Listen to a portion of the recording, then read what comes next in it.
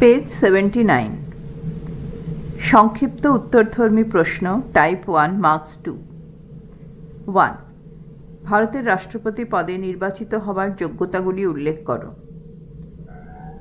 ভারতের রাষ্ট্রপতি পদে নির্বাচিত হবার যোগ্যতা: 1. প্রার্থীকে ভারতের নাগরিক হতে হয়। 2. প্রার্থীকে অন্তত 35 বছর বয়সী হতে হয়। 3. প্রার্থীর অবশ্যই লোকসভার সদস্য হবার যোগ্যতা থাকতে হয়। 4. প্রার্থীর কোনো লাভজনক পদে আসীন থাকা চলে না। 5. প্রার্থীর মনোনয়নপত্র অন্তত 50 জন নির্বাচকের দ্বারা প্রস্তাবিত এবং অন্য 50 জন নির্বাচকের দ্বারা সমর্থিত হতে হয়। 2. ভারতের রাষ্ট্রপতিকে কিভাবে পদচ্যুত করা যায় অথবা ভারতের রাষ্ট্রপতি কিভাবে অপসারিত হন? ভারতের রাষ্ট্রপতিকে ইমপিচমেন্ট পদ্ধতির সাহায্যে পার্লামেন্টের 2/3 সদস্যের সম্মতির ভিত্তিতে অপসারণ করা যায়। ইমপিচমেন্ট কথাটা ইনভার্টেড কমার মধ্যে। 3. ভারতের রাষ্ট্রপতি নির্বাচনের জন্য নির্বাচক সংস্থা কাদের নিয়ে গঠিত হয় অথবা ভারতের রাষ্ট্রপতিকে কারা নির্বাচন করেন? ভারতের রাষ্ট্রপতি নির্বাচনের জন্য নির্বাচক মণ্ডলী পার্লামেন্টের 2 কক্ষের নির্বাচিত সদস্য ও রাজ্য আইনসভার নিম্নকক্ষ বিধানসভার নির্বাচিত সদস্যদের নিয়ে গঠিত হয়। 4. ভারতের রাষ্ট্রপতি নির্বাচনে প্রতিনিধিত্বের কোন নীতি অনুসরণ করা হয়? ভারতের রাষ্ট্রপতি একক হস্তান্তরযোগ্য সমানুপাতিক প্রতিনিধিত্বের নীতির ভিত্তিতে গোপন ভোটের দ্বারা নির্বাচক সংস্থা কর্তৃক নির্বাচিত হন। 5. রাষ্ট্রপতি কোন পরিস্থিতিতে জাতীয় জরুরি অবস্থা ঘোষণা করতে পারেন? সংবিধানের 352 নম্বর ধারা অনুযায়ী বহিরাক্রমণ, যুদ্ধ অথবা অভ্যন্তরীণ সশস্ত্র অভ্যুত্থান বা তার সম্ভাবনার জন্য সমগ্র ভারত কিংবা ভারতের কোনো অংশের নিরাপত্তা বিপন্ন হওয়ার উপক্রম হয়েছে মনে করলে রাষ্ট্রপতি জাতীয় জরুরি অবস্থা ঘোষণা করতে পারেন। 6. পার্লামেন্টের উভয় কক্ষের অধিবেশন কে আহ্বান করেন? পার্লামেন্টের উভয় কক্ষের অধিবেশনের সমাপ্তি কে ঘোষণা করেন? পার্লামেন্টের 2টি অধিবেশনের মধ্যে সর্বাধিক কত মাসের ব্যবধান থাকে? 1. রাষ্ট্রপতি পার্লামেন্টের উভয় কক্ষ লোকসভা ও রাজ্যসভার অধিবেশন আহ্বান করেন। 2. পার্লামেন্টের অধিবেশনে সমাপ্তি রাষ্ট্রপতি ঘোষণা করেন। এক্ষেত্রে তিনি প্রধানমন্ত্রীর পরামর্শ নিয়ে থাকেন। 3. সংবিধান অনুযায়ী 2টি অধিবেশনের মধ্যে সর্বাধিক 6 মাসের ব্যবধান থাকতে পারে। 7. রাষ্ট্রপতি রাজ্যসভায় কতজন সদস্য মনোনীত করেন? ভারতের রাষ্ট্রপতি প্রধানমন্ত্রীর পরামর্শক্রমে রাজ্যসভায় চারুকলা, বিজ্ঞান, সাহিত্য, সমাজসেবা প্রভৃতি ক্ষেত্রে জ্ঞান ও অভিজ্ঞতা সম্পন্ন 12 জন সদস্যকে মনোনীত করতে পারেন। 8. রাষ্ট্রপতি কখন অর্ডিন্যান্স জারি করতে পারেন? ভারতের রাষ্ট্রপতি পার্লামেন্টের অধিবেশন স্থগিত থাকাকালীন প্রশাসনের জরুরি প্রয়োজনে অর্ডিন্যান্স বা অধ্যাদেশ জারি করতে পারেন। পেজ 80। 9. অর্ডিন্যান্সটি পার্লামেন্টে অনুমোদিত না হলে কি হয়? পার্লামেন্টের অধিবেশন শুরু হওয়ার 6 সপ্তাহের মধ্যে সংশ্লিষ্ট অর্ডিন্যান্সটিকে পার্লামেন্ট কর্তৃক অনুমোদন করাতে হয়, না হলে ওই সময়ের পরে তা বাতিল বলে গণ্য হয়। 10. প্রজাতান্ত্রিক সরকার কাকে বলে? যে রাষ্ট্রের রাষ্ট্রপ্রধান উত্তরাধিকার সূত্রে ওই পদ লাভ করেন না, জনগণের নির্বাচিত প্রতিনিধিগণ কর্তৃক তিনি নির্দিষ্ট সময়ের জন্য নির্বাচিত হন, সেই সরকারকে প্রজাতান্ত্রিক সরকার বলে। 11. সংসদের পাঠানো আইনের খসড়ায় রাষ্ট্রপতি কি কি বিকল্প ব্যবস্থা গ্রহণ করতে পারেন? ভারতের সংবিধান অনুযায়ী সংসদের উভয় কক্ষের অনুমোদিত বিলে রাষ্ট্রপতি সম্মতি দিতে পারেন কিংবা নাও দিতে পারেন, অথবা পুনরায় বিবেচনার জন্য সংশ্লিষ্ট বিলটিকে তিনি সংসদের কাছে ফেরতও পাঠাতে পারেন। 12. কোন পরিস্থিতিতে ভারতের রাষ্ট্রপতি স্বেচ্ছাধীন ক্ষমতা প্রয়োগ করতে পারেন? লোকসভায় কেন্দ্রীয় মন্ত্রিসভা আস্থা হারালে অথবা কেন্দ্রে তদারকি মন্ত্রিসভা caretaker government CARETAKER GOVERNMENT, government GOVERNMENT গঠিত হলে ভারতের রাষ্ট্রপতি তার নিজস্ব বিবেচনা অনুযায়ী ক্ষমতা প্রয়োগ করতে পারেন। 13. কোন অবস্থায় ভারতের কোনো অঙ্গরাজ্যে রাষ্ট্রপতির শাসন জারি করা যায়, অথবা রাষ্ট্রপতি কখন রাজ্যে শাসনতান্ত্রিক অচলাবস্থা ঘোষণা করতে পারেন? ভারতের সংবিধানে 356 নম্বর ধারা অনুযায়ী কোনো রাজ্যের রাজ্যপালের প্রতিবেদনের ভিত্তিতে অথবা অন্য কোনো সূত্র থেকে পাওয়া সংবাদের ভিত্তিতে রাষ্ট্রপতি যদি নিশ্চিত বা সন্তুষ্ট হন যে রাজ্যের সংবিধান অনুযায়ী শাসনকার্য পরিচালনা করা সম্ভব নয়, তাহলে সংশ্লিষ্ট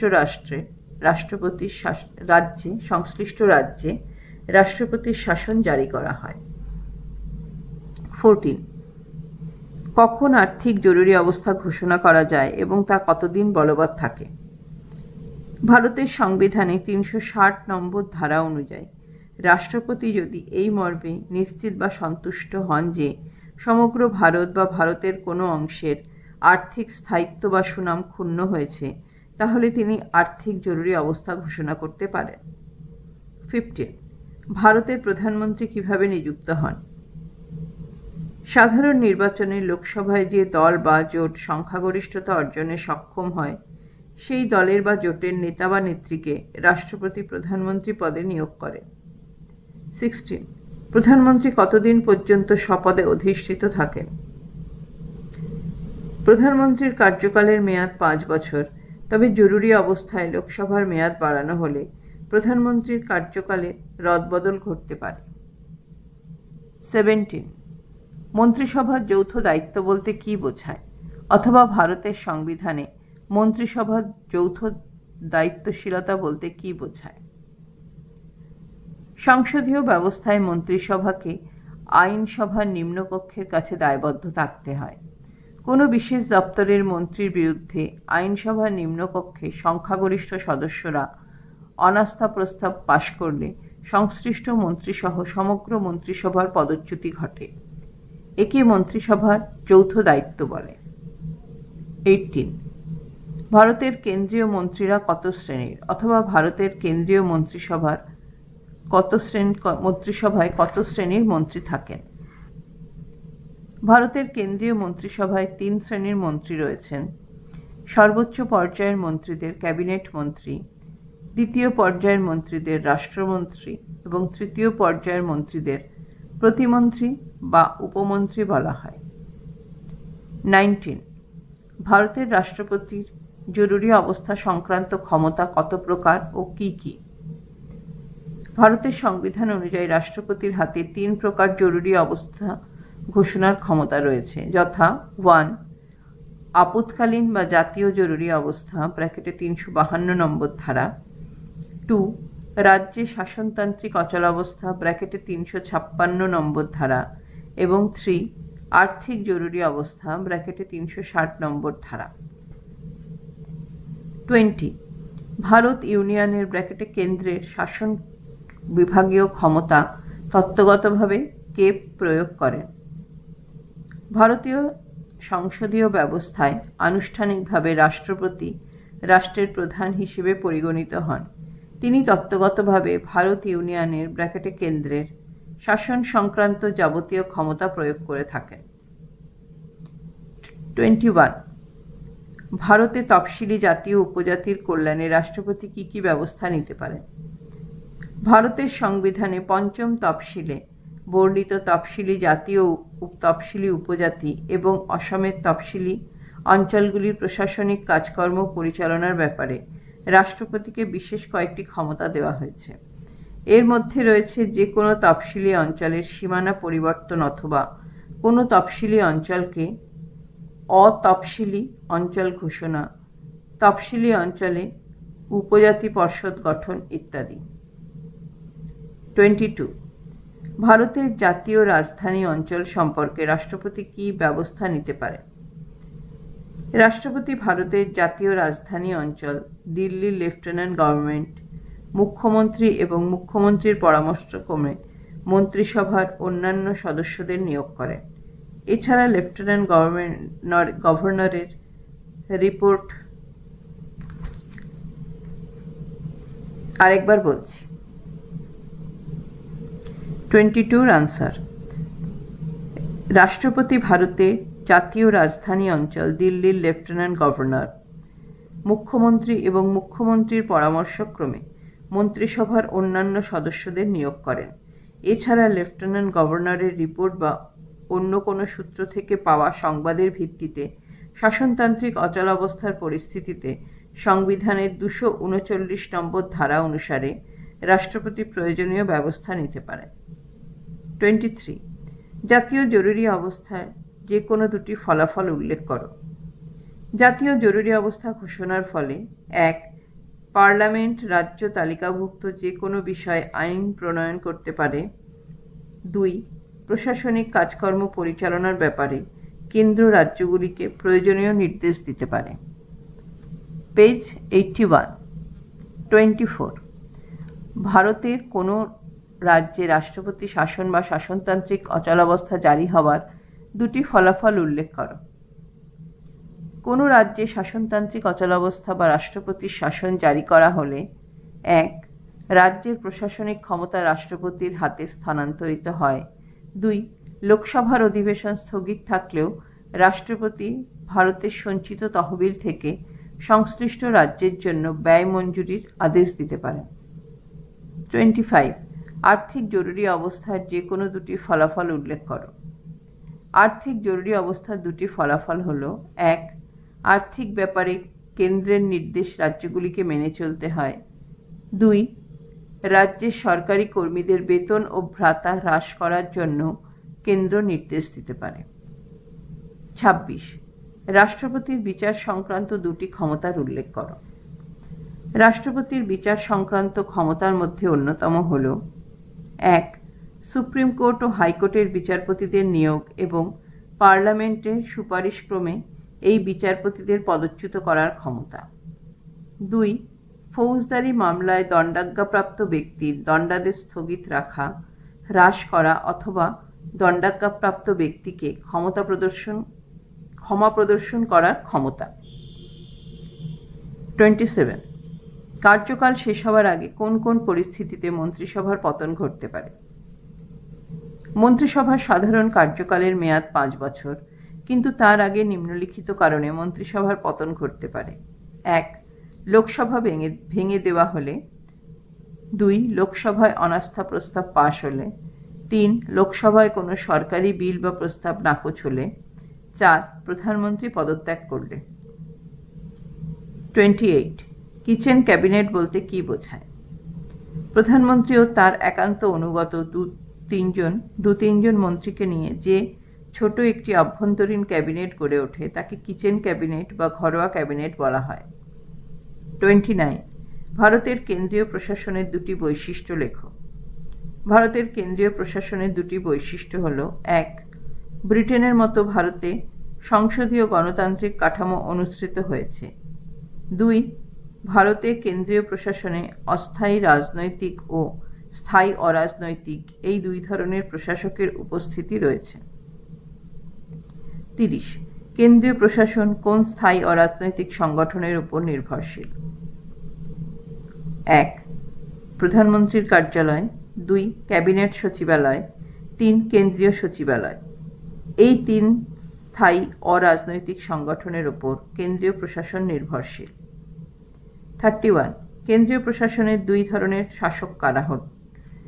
কেন্দ্রীয় প্রশাসনের দুই ধরনের শাসক হলেন 1. স্থায়ী অরাজনৈতিক প্রশাসক যেমন আমলা ও সরকারি কর্মচারীবৃন্দ এবং 2. অস্থায়ী রাজনৈতিক প্রশাসক যেমন রাষ্ট্রপতি, উপরাষ্ট্রপতি, প্রধানমন্ত্রী ও মন্ত্রিসভার অন্যান্য সদস্য। পেজ 81। 32 কোনো ব্যক্তি রাষ্ট্রপতি পদে কতবার নির্বাচিত হতে পারেন এবং নির্দিষ্ট সময় অতিক্রান্ত হবার আগে তার পদ শূন্য হলে কে দায়িত্ব গ্রহণ করেন? কোনো ব্যক্তি রাষ্ট্রপতি পদে কতবার নির্বাচিত হতে পারেন সেই সম্পর্কে সংবিধানে পরিষ্কার করে কিছু বলা হয়নি। নির্দিষ্ট সময় পার হওয়ার আগে কোনো কারণে রাষ্ট্রপতির পদ শূন্য হলে উপরাষ্ট্রপতি রাষ্ট্রপতির দায়িত্ব পালন করেন। 33. পকেট ভিটো ভয়হস্যই টয়কার বলতে কি বোঝো? পার্লামেন্টে পাশ হওয়ার পর কোনো বিল রাষ্ট্রপতির কাছে গেলে রাষ্ট্রপতি সেই বিলে স্বাক্ষর দিতে পারেন বা পুনর্বিবেচনার জন্য ফেরত পাঠাতে পারেন বা কোনো কিছু না করে অনির্দিষ্টকালের জন্য সংশ্লিষ্ট বিলটিকে আটকে রাখতে পারেন। এই অনির্দিষ্ট সময়কালের জন্য বিল আটকে রাখাকেই পকেট ভিটো বলা হয়। 34. ভারতের রাষ্ট্রপতি ও উপরাষ্ট্রপতির নির্বাচন সংক্রান্ত বিরোধের বিচার কে করেন? 1978 সালে 44তম সংবিধান সংশোধনী আইন অনুসারে রাষ্ট্রপতি ও উপরাষ্ট্রপতির নির্বাচন সংক্রান্ত বিরোধের মীমাংসার দায়িত্ব সুপ্রিম কোর্টের উপর ন্যস্ত করা হয়েছে। 35. সংখ্যালঘু সরকার বলতে কি বোঝো? লোকসভার সাধারণ নির্বাচনের পর যে দল লোকসভায় সংখ্যাগরিষ্ঠতা অর্জন করে সেই দলই সরকার গঠন করে, কিন্তু যদি সেই দলের সদস্য সংখ্যা হ্রাস পায় এবং যদি সেই দল সংখ্যাগরিষ্ঠতা হারায় তাহলে সেই দলের সরকারকে সংখ্যালঘু সরকার বলা হয়। 36. রাষ্ট্রপতি লোকসভায় কখন এবং কতজন ইঙ্গো ভারতীয় সদস্য মনোনীত করতে পারেন? লোকসভা নির্বাচনের পর রাষ্ট্রপতি যদি মনে করেন যে লোকসভায় ইঙ্গো ভারতীয় সম্প্রদায়ের মানুষ যথেষ্ট সংখ্যায় নির্বাচিত হতে পারেনি, তাহলে তিনি অনধিক 2 জন ইঙ্গো ভারতীয় সম্প্রদায়ের মানুষকে লোকসভার সদস্য হিসেবে মনোনীত করতে পারেন। 37. সংবিধানে রাষ্ট্রপতির ক্ষমতাকে কয় ভাগে ভাগ করা হয়েছে? সংবিধানে রাষ্ট্রপতির ক্ষমতাকে 5 ভাগে ভাগ করা হয়েছে, যথা 1. শাসন সংক্রান্ত ক্ষমতা, 2. আইন সংক্রান্ত ক্ষমতা, 3. অর্থ সংক্রান্ত ক্ষমতা, 4. বিচার সংক্রান্ত ক্ষমতা, 5. জরুরি অবস্থা সংক্রান্ত ক্ষমতা। 38. রাষ্ট্রপতির পরোক্ষ নির্বাচন পদ্ধতির তাৎপর্য কী? রাষ্ট্রপতির পরোক্ষ নির্বাচনের সাংবিধানিক পদ্ধতি একথাই প্রমাণ করে যে সংবিধান রচয়িতাগণ রাষ্ট্রপতির পরিবর্তে জনপ্রতিনিধিদের নিয়ে গঠিত মন্ত্রিসভাকে প্রকৃত শাসক হিসেবে স্বীকৃতি দিয়েছেন। 39. রাষ্ট্রপতি ও উপরাষ্ট্রপতির নির্বাচন সংক্রান্ত বিরোধ কোনো আদালতে তোলা যায় কি? রাষ্ট্রপতি উপরাষ্ট্রপতির নির্বাচন সংক্রান্ত বিষয়টি আদালতে তোলা যায়। বর্তমানে রাষ্ট্রপতি এবং উপরাষ্ট্রপতির নির্বাচন সংক্রান্ত সকল বিরোধ সুপ্রিম কোর্টে তোলা যায় এবং সুপ্রিম কোর্ট ওইসব বিরোধের বিচার করে। পেজ 82। 40. রাষ্ট্রপতির ভিটো ক্ষমতা বলতে কি বোঝায়? এটি কত প্রকারের হয়? ভারতের রাষ্ট্রপতির পার্লামেন্ট প্রণীত বা রাজ্য আইনসভা প্রণীত কোনো বিল বাতিল করে দেওয়ার ক্ষমতাকে ভিটো ক্ষমতা বলে। এটি 3 প্রকারের হয়, যথা 1. পূর্ণাঙ্গ বা চরম ভিটো, 2. স্থগিতকারী ভিটো এবং 3. পকেট ভিটো। 41. এমন কয়টি বিল উল্লেখ করো যাদের উপস্থাপনের পূর্বে রাষ্ট্রপতির পূর্বসম্মতির প্রয়োজন হয়? কয়েকটি বিল পার্লামেন্টে উত্থাপনের পূর্বে রাষ্ট্রপতির পূর্বসম্মতি লাগে, যেমন অর্থ বিল, ভাষা সম্পর্কিত বিল, নতুন রাজ্য বিল, রাজ্যের নাম ও সীমানা পরিবর্তন সংক্রান্ত বিল, ভারতের সঞ্চিত তহবিল থেকে অর্থব্যয়ের বিল প্রভৃতি। 42. রাষ্ট্রপতি নির্বাচনে ভোটের ব্যাপারে কি নীতি অনুসৃত হয়? সংবিধানে রাষ্ট্রপতির নির্বাচনে ভোটের ব্যাপারে 2টি নীতির উপর গুরুত্ব দেওয়া হয়, যথা 1. যথাসম্ভব বিভিন্ন রাজ্যের প্রতিনিধিত্ব একই হারে হবে এবং 2. অঙ্গরাজ্যগুলি ও লোকসভার মধ্যে ভোটের সমতা রক্ষিত হবে। 43. রাজ্যসভায় সভাপতিত্ব করেন যিনি, তিনি কিভাবে নির্বাচিত হন? রাজ্যসভায় যিনি সভাপতিত্ব করেন তিনি হলেন উপরাষ্ট্রপতি। উপরাষ্ট্রপতি পার্লামেন্টের উভয় কক্ষের সদস্যদের নিয়ে গঠিত একটি নির্বাচনী সংস্থা কর্তৃক একক হস্তান্তরযোগ্য ভোটের ভিত্তিতে সমানুপাতিক প্রতিনিধিত্বের নিয়ম অনুযায়ী গোপন ভোটের দ্বারা নির্বাচিত হন। 44. প্রধানমন্ত্রী হলেন ভারতের প্রকৃত শাসক প্রধান। যুক্তি দাও। ভারতের প্রধানমন্ত্রী প্রভূত ক্ষমতার অধিকারী। তাকে প্রকৃত শাসক বলার যুক্তি হল: 1. তত্ত্বগতভাবে রাষ্ট্রপতি মন্ত্রীদের নিয়োগ বা বরখাস্ত করলেও বাস্তবে তিনি প্রধানমন্ত্রীর পরামর্শক্রমেই তা করেন। 2. গুরুত্বপূর্ণ বিষয়ে সহকর্মীদের পরামর্শ ছাড়াই প্রধানমন্ত্রী এককভাবে সিদ্ধান্ত গ্রহণ করতে পারেন, যা কার্যক্ষেত্রে অপ্রতিরোধ্য। 45. অর্ধ রাষ্ট্রপতি শাসন কি? অধৈরে রাষ্ট্রপতি রায়কা পেটকের মধ্যে 6টা ফলা পতয় হাসি। অর্ধ রাষ্ট্রপতি শাসন কি? কোনো রাজ্যে রাষ্ট্রপতি শাসন জারি হলে রাষ্ট্রপতি বিধানসভা না ভেঙে সাময়িকভাবে তার কাজ ও ক্ষমতা স্থগিত রাখতে পারেন। উদ্দেশ্য হল সাময়িক সমস্যা কাটিয়ে যাতে বিধানসভার সদস্যরা বিকল্প একটি মন্ত্রিসভা তৈরি করতে পারেন। এই প্রকারের রাষ্ট্রপতি শাসনকে অর্ধ রাষ্ট্রপতি শাসন বলে। 46. প্রধানমন্ত্রীর কার্যালয় কি? প্রধানমন্ত্রীর কার্যালয় কিভাবে গঠিত হয়? প্রধানমন্ত্রীর কাজে সহযোগিতা করার জন্য তার অধীনে একটি দপ্তর বা কার্যালয় থাকে। একেই বলে প্রধানমন্ত্রীর কার্যালয়। প্রধানমন্ত্রীর কার্যালয় গঠিত হয়: 1 জন প্রধান সচিব, 1 জন অতিরিক্ত সচিব, 3 জন যুগ্ম সচিব, 4 জন আধিকারিক এবং বহু সংখ্যক দ্বিতীয়, তৃতীয় ও চতুর্থ শ্রেণীর কর্মচারী নিয়ে। অনেকে একে থিঙ্ক ট্যাঙ্ক TANK বলে অভিহিত করেন। 47. ভারতের প্রধানমন্ত্রী পদের রাষ্ট্রপতিকরণ বলতে কি বোঝায়? ভারতের সংসদীয় রাজনীতিতে পরিবর্তিত দলীয় ব্যবস্থা এবং কেন্দ্রীভূত আমলাতন্ত্রের কারণে ভারতের প্রধানমন্ত্রীর ক্ষমতা অস্বাভাবিকভাবে বৃদ্ধি পেয়েছে।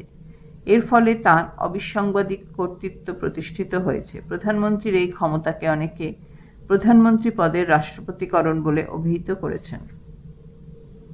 48. রাজ্যপালের 2টি আইন প্রণয়ন সংক্রান্ত ক্ষমতা উল্লেখ করো। রাজ্যপালের 2টি আইন প্রণয়ন সংক্রান্ত ক্ষমতা হল: 1. রাজ্য আইনসভার অধিবেশন আহ্বান করা, অধিবেশন স্থগিত রাখা এবং প্রয়োজন হলে রাজ্য বিধানসভা ভেঙে দেওয়া। 2. রাজ্য আইনসভায় পাস হওয়া বিলে সম্মতি দেওয়া বা না দেওয়া, প্রয়োজনে পুনর্বিবেচনার জন্য আইনসভার কাছে বিলটিকে ফেরত পাঠানো বা বিল সম্পর্কে কোনো সিদ্ধান্ত না নিয়ে রাষ্ট্রপতির বিবেচনার জন্য পাঠিয়ে দেওয়া। 49. কোটা কি? ভারতের রাষ্ট্রপতি নির্বাচনে মোট প্রদত্ত বৈধ ভোট সংখ্যাকে 2 দিয়ে ভাগ করে ভাগফলের সঙ্গে 1 যোগ করে যে সংখ্যা পাওয়া যায়, সমানুপাতিক ভোটদান পদ্ধতির নীতি অনুযায়ী তাকে কোটা বলে। ভারতের রাষ্ট্রপতি পদে নির্বাচিত হতে হলে কোনো ব্যক্তিকে অবশ্যই কোটা পেতে হবে। 50. রাজ্য আইনসভা কর্তৃক গৃহীত কোনো বিল রাষ্ট্রপতির কাছে প্রেরিত হলে রাষ্ট্রপতি কি করবেন? এক্ষেত্রে রাষ্ট্রপতি বিলে সম্মতি দিতে পারেন, আবার নাও দিতে পারেন, অথবা সংশ্লিষ্ট বিলকে পুনর্বিবেচনার জন্য সংশ্লিষ্ট রাজ্য আইনসভায় পাঠাতে পারেন। 51. রাজ্যপাল কার দ্বারা নিযুক্ত ও পদচ্যুত হন? রাজ্যপালের কার্যকাল কত বছর? রাজ্যপাল রাষ্ট্রপতি কর্তৃক নিযুক্ত হন। রাজ্যপালকে পদচ্যুত করার ক্ষমতা রাষ্ট্রপতির। রাজ্যপালের স্বাভাবিক কার্যকাল 5 বছর। 52. রাজ্যপাল কখন রাজ্য বিধানসভায় সদস্য মনোনীত করেন? বিধানসভায় ইঙ্গ-ভারতীয় সম্প্রদায়ের যথেষ্ট সংখ্যক প্রতিনিধি না থাকলে রাজ্যপাল ওই সম্প্রদায়ের একজন ব্যক্তিকে বিধানসভার সদস্য হিসেবে মনোনীত করতে পারেন। 53. রাজ্যপাল কোন কোন বিলকে রাষ্ট্রপতির সম্মতির জন্য পাঠাতে বাধ্য, অথবা কোন কোন বিল রাষ্ট্রপতির বিবেচনার জন্য সংরক্ষণ করা রাজ্যপালের অবশ্য কর্তব্য? রাজ্যপাল তার ইচ্ছা অনুযায়ী রাজ্য বিধানসভা যে কোনো বিলকে রাষ্ট্রপতির সম্মতির জন্য পাঠাতে পারেন, তবে ব্যক্তিগত সম্পত্তি অধিগ্রহণ, হাইকোর্টের ক্ষমতা নিয়ন্ত্রণ প্রভৃতি কয়েকটি ক্ষেত্রে রাজ্যপাল রাজ্য আইনসভার বিল রাষ্ট্রপতির অনুমোদনের জন্য পাঠাতে বাধ্য থাকেন। পেজ 83। 54. রাজ্যপালের স্বেচ্ছাধীন ক্ষমতা বলতে কী বোঝায়? সংবিধানের 6ষ্ঠ তফসিলে উল্লিখিত কিছু স্বেচ্ছাধীন ক্ষমতা ছাড়াও আরও অনেক বিষয়ে রাজ্যপালের স্বেচ্ছাধীন ক্ষমতা প্রয়োগের অবকাশ আছে, যেমন মুখ্যমন্ত্রী নিয়োগ ও অপসারণ, বিধানসভা ভেঙে দেওয়া, রাজ্যের সাংবিধানিক অচলাবস্থা সম্পর্কে রিপোর্ট প্রভৃতি। স্বেচ্ছাধীন ক্ষমতার ক্ষেত্রগুলিতে রাজ্যপাল মন্ত্রিসভার সঙ্গে পরামর্শ করেন না। তাছাড়া স্বেচ্ছাধীন ক্ষমতার বৈধতা নিয়েও কোনো প্রশ্ন তোলা যায় না। 55. রাজ্যপালের দুটি বিশেষাধিকার উল্লেখ করো। রাজ্যপালের কয়েকটি বিশেষ অধিকার আছে, যেমন 1. রাজ্যপাল তার সম্পাদিত কাজকর্মের জন্য আদালতের কাছে জবাবদিহি করতে বাধ্য নন। 2. নিজের পদে থাকাকালীন রাজ্যপালের বিরুদ্ধে কোনো ধরনের ফৌজদারি মামলা আনা যায় না। 56. রাজ্যপালের যে কোনো দুটি অর্থ সংক্রান্ত ক্ষমতা উল্লেখ করো। রাজ্যপালের দুটি অত্যন্ত গুরুত্বপূর্ণ অর্থ সংক্রান্ত ক্ষমতা হল: 1. রাজ্য বিধানসভায় বাজেট বা অর্থ বিল পেশ করার আগে রাজ্যপালের অনুমতি নিতে হয়। 2. রাজ্যের কোনো আকস্মিক দুর্যোগে জরুরি পরিস্থিতি মোকাবিলা করার জন্য রাজ্যপালের হাতে আকস্মিক ব্যয় সংকুলন তহবিলের দায়িত্ব দেওয়া হয়েছে। এই তহবিল থেকে অগ্রিম অর্থ দেওয়ার ক্ষমতা রাজ্যপালের আছে। পেজ 83। 54. রাজ্যপালের স্বেচ্ছাধীন ক্ষমতা বলতে কী বোঝায়? সংবিধানের ষষ্ঠ তফসিলে উল্লিখিত কিছু স্বেচ্ছাধীন ক্ষমতা ছাড়াও আরও অনেক বিষয়ে রাজ্যপালের স্বেচ্ছাধীন ক্ষমতা প্রয়োগের অবকাশ আছে, যেমন মুখ্যমন্ত্রী নিয়োগ ও অপসারণ, বিধানসভা ভেঙে দেওয়া, রাজ্যের সাংবিধানিক অচলাবস্থা সম্পর্কে রিপোর্ট প্রভৃতি। স্বেচ্ছাধীন ক্ষমতার ক্ষেত্রগুলিতে রাজ্যপাল মন্ত্রিসভার সঙ্গে পরামর্শ করেন না। তাছাড়া স্বেচ্ছাধীন ক্ষমতার বৈধতা নিয়েও কোনো প্রশ্ন তোলা যায় না। 55. রাজ্যপালের দুটি বিশেষাধিকার উল্লেখ করো। রাজ্যপালের কয়েকটি বিশেষ অধিকার রয়েছে, যেমন 1. রাজ্যপাল তার সম্পাদিত কাজকর্মের জন্য আদালতের কাছে জবাবদিহি করতে বাধ্য নন। 2. নিজের পদে থাকাকালীন রাজ্যপালের বিরুদ্ধে কোনো ধরনের ফৌজদারি মামলা আনা যায় না। 56. রাজ্যপালের যে কোনো দুটি অর্থ সংক্রান্ত ক্ষমতা উল্লেখ করো। রাজ্যপালের দুটি অত্যন্ত গুরুত্বপূর্ণ অর্থ সংক্রান্ত ক্ষমতা হল: 1. রাজ্য বিধানসভায় বাজেট বা অর্থ বিল পেশ করার আগে রাজ্যপালের অনুমতি নিতে হয়। 2. রাজ্যের কোনো আকস্মিক দুর্যোগে জরুরি পরিস্থিতি মোকাবিলা করার জন্য রাজ্যপালের হাতে আকস্মিক ব্যয় সংকুলন তহবিলের দায়িত্ব দেওয়া হয়েছে। এই তহবিল থেকে অগ্রিম অর্থ দেওয়ার ক্ষমতা রাজ্যপালের আছে। 57. রাজ্যপালের দুটি শাসন সংক্রান্ত ক্ষমতার উল্লেখ করো। রাজ্যপালের শাসন সংক্রান্ত ক্ষমতার মধ্যে গুরুত্বপূর্ণ হল: 1. তার নিয়োগ সম্পর্কিত ক্ষমতা বলে রাজ্যপাল রাজ্য বিধানসভার সংখ্যাগরিষ্ঠ দল বা জোটের নেতা বা নেত্রীকে মুখ্যমন্ত্রী হিসেবে নিয়োগ করে থাকেন। 2. রাজ্যে শাসনতান্ত্রিক অচলাবস্থা দেখা দিয়েছে মনে করলে 356 ধারা জারি করার জন্য রাষ্ট্রপতির কাছে সুপারিশ করার ক্ষমতাও তার আছে। 58. রাজ্যপালের যে কোনো দুটি আইন সংক্রান্ত ক্ষমতার উল্লেখ করো। রাজ্যপালের দুটি উল্লেখযোগ্য আইন সংক্রান্ত ক্ষমতা হল: 1. রাজ্য আইনসভার অধিবেশন আহ্বান করা, অধিবেশন স্থগিত রাখা ও রাজ্য বিধানসভা ভেঙে দেওয়ার ক্ষমতা রাজ্যপালের রয়েছে। 2. রাজ্য আইনসভায় গৃহীত কোনো বিল তার সম্মতি ছাড়া আইনে পরিণত হতে পারে না। 59. রাজ্যপালের প্রধান পরামর্শদাতা হিসেবে মুখ্যমন্ত্রীর ভূমিকা কী? সংবিধানে ব্র্যাকেটের মধ্যে 163(1) নম্বর ধারা থার্ড ব্র্যাকেট ক্লোজ অনুযায়ী মুখ্যমন্ত্রীর নেতৃত্বে গঠিত মন্ত্রিসভা শাসনকার্য পরিচালনায় রাজ্যপালকে সাহায্য করতে ও পরামর্শ দিতে পারে। মন্ত্রিসভায় গৃহীত যাবতীয় প্রশাসনিক সিদ্ধান্ত ও আইন সংক্রান্ত প্রস্তাব সম্বন্ধে রাজ্যপালকে অবহিত করার দায়িত্ব মুখ্যমন্ত্রীর। 60. রাজ্যপাল পদে নিযুক্ত হওয়ার জন্য কী কী যোগ্যতার প্রয়োজন? সংবিধান অনুযায়ী রাজ্যপাল হিসেবে নিযুক্ত হওয়ার জন্য যেসব যোগ্যতার প্রয়োজন সেগুলি হল: 1. ব্যক্তিকে অবশ্যই ভারতীয় নাগরিক হতে হবে। 2. ন্যূনতম 35 বছর বয়সী হতে হবে। 3. তিনি কেন্দ্রীয় আইনসভা ও রাজ্য আইনসভার সদস্য হতে পারবেন না। 4. তিনি কেন্দ্রীয় বা রাজ্য সরকারের অধীন কোনো লাভজনক পদে অধিষ্ঠিত থাকতে পারবেন না। 61. মুখ্যমন্ত্রী কার দ্বারা ও কিভাবে নিযুক্ত হন? রাজ্যের মুখ্যমন্ত্রীকে নিয়োগ করেন রাজ্যপাল। সাধারণত রাজ্য বিধানসভায় সংখ্যাগরিষ্ঠ দল বা জোটের নেতা বা নেত্রীকে মুখ্যমন্ত্রী হিসেবে রাজ্যপাল নিয়োগ করেন। 62. রাজ্য সচিবালয় কাদের নিয়ে গঠিত? রাজ্য প্রশাসনের শীর্ষে রাজ্য সচিবালয়ের অবস্থান। রাজ্যের প্রশাসনকে কয়েকটি দপ্তরে ভাগ করা হয়। ওইসব দপ্তরের সমন্বয়ে গঠিত হয় রাজ্য সচিবালয়। দপ্তরগুলির রাজনৈতিক প্রধান হলেন মন্ত্রীরা এবং প্রশাসনিক প্রধান হলেন সচিবরা। 63. রাজ্যপালের স্বেচ্ছাধীন ক্ষমতার দুটি উদাহরণ দাও। রাজ্যপালের স্বেচ্ছাধীন ক্ষমতার দুটি উদাহরণ হল: 1. পার্শ্ববর্তী কেন্দ্রশাসিত অঞ্চলের প্রশাসনের দায়িত্বপ্রাপ্ত হলে তা স্বাধীনভাবে পালন করা, এবং 2. রাষ্ট্রপতির কাছে রাজ্যের সাংবিধানিক অচলাবস্থা সম্পর্কিত রিপোর্ট পাঠানো। 64. রাজ্যপালের দুটি বিচার সংক্রান্ত ক্ষমতা উল্লেখ করো। রাজ্যপালের দুটি বিচার সংক্রান্ত ক্ষমতা হল: 1. রাজ্যপাল আইন ভঙ্গের অপরাধে দণ্ডাজ্ঞাপ্রাপ্ত অপরাধীর দণ্ড হ্রাস করতে পারেন। 2. রাজ্যের হাইকোর্টের বিচারপতি নিয়োগের সময় রাষ্ট্রপতি রাজ্যপালের সঙ্গে পরামর্শ করেন। 65. রাজ্য আইনসভার সদস্য নন এমন কোনো ব্যক্তিকে মুখ্যমন্ত্রী নিয়োগ করা হলে তাকে কতদিনের মধ্যে আইনসভার সদস্য হতে হবে? রাজ্য আইনসভার সদস্য নন এমন কোনো ব্যক্তিকে মুখ্যমন্ত্রী নিয়োগ করা হলে 6 মাসের মধ্যে তাকে আইনসভার সদস্য হতে হয়। 66. মুখ্য সচিবকে মুখ্যমন্ত্রীর দ্বিতীয় সত্তা বলা হয় কেন?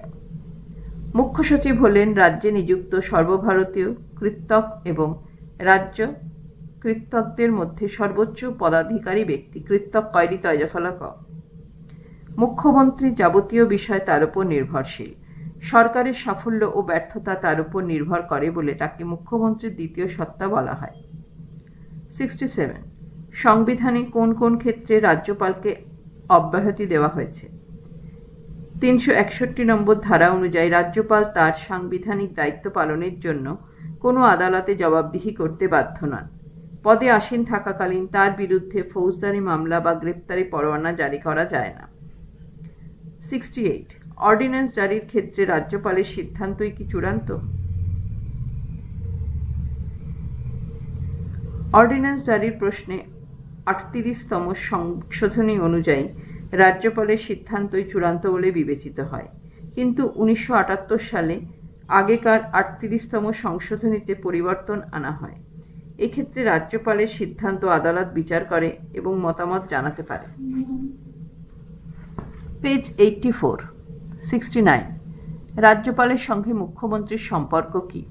রাজ্যপালের প্রধান পরামর্শদাতা হলেন মুখ্যমন্ত্রী। মুখ্যমন্ত্রীর মাধ্যমে রাজ্যপাল ও মন্ত্রিসভার মধ্যে যোগাযোগ রক্ষিত হয়। মুখ্যমন্ত্রীর পরামর্শক্রমে রাজ্যপাল মন্ত্রীদের নিয়োগ করেন কিংবা কোনো মন্ত্রীকে অপসারণ করেন। 70. ভারতীয় শাসন বিভাগ কী কী অংশ নিয়ে গঠিত? ভারতের কেন্দ্রীয় শাসন বিভাগের অরাজনৈতিক অংশ কাদের নিয়ে গঠিত? রাজনৈতিক ও অরাজনৈতিক অংশ। প্রশাসনিক কাজে স্থায়ীভাবে নিযুক্ত উচ্চপদস্থ কর্মচারীবৃন্দ সহ সাধারণ কর্মচারীরা শাসন বিভাগের অরাজনৈতিক অংশের অন্তর্ভুক্ত। 71. আমলাতন্ত্রকে কেন স্থায়ী প্রশাসনের অংশ বলা হয়? ব্র্যাকেটে HS WBCHSE মডেল কোশ্চেন। রাষ্ট্রের প্রশাসনিক কার্যে স্থায়ীভাবে নিযুক্ত কর্মচারীরা হলেন শাসন বিভাগের অরাজনৈতিক অংশ।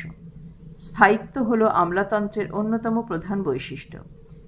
একটি নির্দিষ্ট বয়সসীমা পর্যন্ত আমলারা বা সরকারি কর্মচারীরা স্বপদে অধিষ্ঠিত থেকে প্রশাসনিক কার্যাবলী সম্পাদন করতে পারেন।